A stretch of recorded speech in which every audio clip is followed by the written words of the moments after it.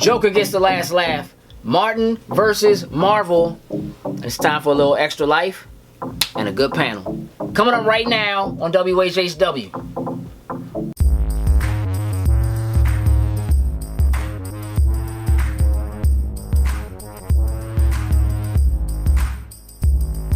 Loading snacks.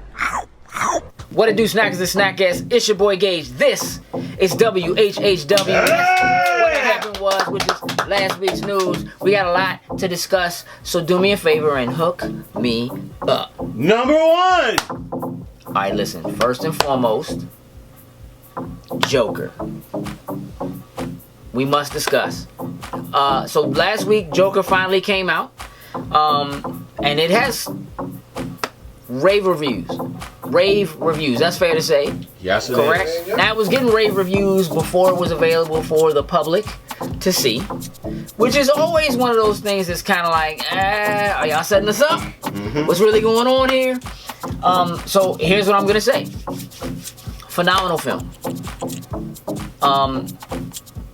Slow at moments, but purposeful.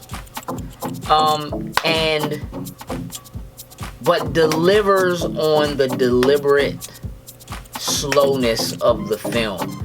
And it is shot incredibly well. Like from a cinematographer, like just the way the film is shot is beautiful. It does a brilliant job of riding that fine line of trying to understand exactly what time period Gotham exists in. Like, you know that this is a film that seems like it takes place in probably the late 70s, early 80s, but also because it's Gotham, there are things there that still feel like they're too old, but like they also had technology. Like, Gotham is this weird kind of amalgam of, you know what I mean? But like, it just does this really good job of riding that fine line. And this is a film that very brilliantly keeps you from knowing if what you're watching is actually happening. And then when you know it's happening, you know it's happening. It's a strange thing. I don't think I've ever seen anything quite like it. I think that it is a perfect origin story for a character who technically has no real origin story.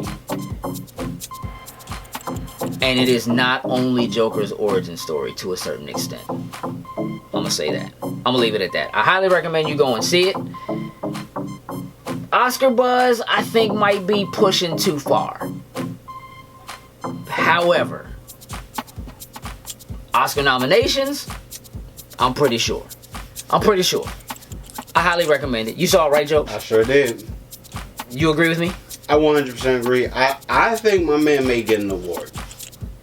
And it's totally possible. I think he may. Here's what I need y'all to do.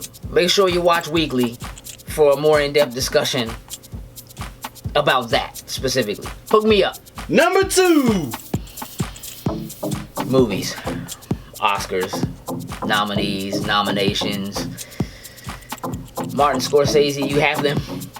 However, sir, we have some issues. So Martin Scorsese this week made it very clear as he was premiering his new film, The Irishman, which is also getting a lot of buzz. People are really excited about this movie, and probably deservedly so. However, Martin Scorsese took it upon himself in an article with Variety, I believe it was, to say that the Marvel superhero films are not cinematography. They're not cinema.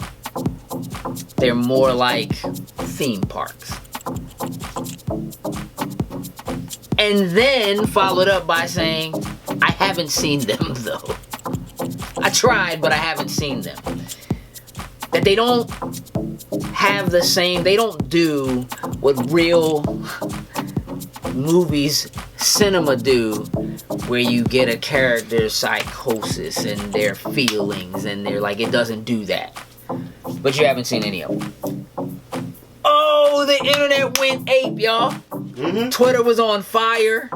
James Gunn on fire. Like, you are one of my top 5 living of all time. And that hurts.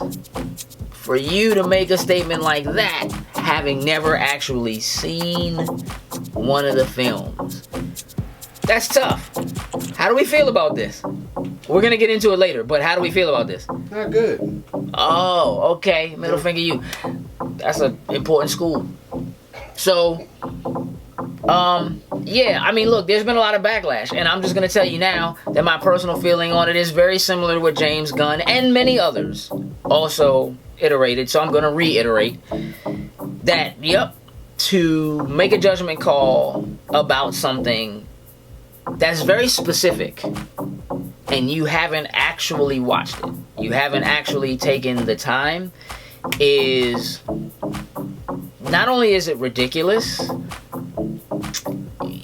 actually I think it's dangerous. It's dangerous in a world like this, where many people make judgments about things they don't know without actually ever taking the time to go find out about it. So honestly, best I can say is shame on you, Martin Scorcese. You are still a great filmmaker, but you might be sitting a little too high on your horse while other things are coming for that crown based on people who grew up watching your stuff and learned from someone like you. That's kind of tough. I don't like it. We're going to talk about this more. Again, make sure you tune in a weekly for sure. Hook me up. Number 3. Alright, so look, here's what we need to do. We got to talk about a couple of things. First and foremost, we need to talk about Extra Life. Extra Life? Extra Life. Extra Life. So, Extra Life, charity event, November 2nd. The guys you hear here, along with many other people who have joined our team to play video games for 24 hours straight for charity. Who we playing for? Johns Hopkins. And are you playing for Hopkins? Which one? I'm doing Children's Hospital. Well, okay. I'm doing Children's in DC. Same. But these will all benefit Children's Miracle Network hospitals. And any monies that you donate, which again, you don't have to wait until that day to do so. Although if you are there on that day, there will be some good things to see and to donate for sure. Ain't that right? Oh yeah. Oh, ain't that right? Yeah. So I want to just make sure that I put the word out. Again, November 2nd. But if you go to our Facebook page, there is an event that we created for it. You can check it out there. We're going to fill it with some more information about kind of what our timeline will look like for when we're playing what games and that kind of stuff. But again, you can donate now. So please take the time to look at that and do that. Now, the other thing that I need to talk about is Baltimore Comic Con. We will be there. Yeah. Most of us will be there all 3 days. However, slightly more important than that, on Sunday, we are doing our first panel at Baltimore Comic Con. It is called Being Comfortable, Being a Geek. It runs from 2:45 to 3:45. You should be there. It is a panel all about our personal journeys from young geeks to adult geeks and how we navigated those roads. We're going to have a couple of special guests, one of which will be Greg Burnham, who many of you would know as the writer on the Tuskegee Airs. So you definitely want to come by and check that out. It's going to be a great conversation, and it is that. We are going to talk about our journeys, but we definitely want to talk to you and how you feel and what it was like for you growing up where you were, and kind of celebrate some of those differences and how we've all gotten to a place where we can be comfortable with who we are. We think it's very important. We're super excited. We cannot wait to see you there. Now, having said that, I'm done. It's time to go. Appreciate y'all Patreon supporters. I'm out. Toodles and loos.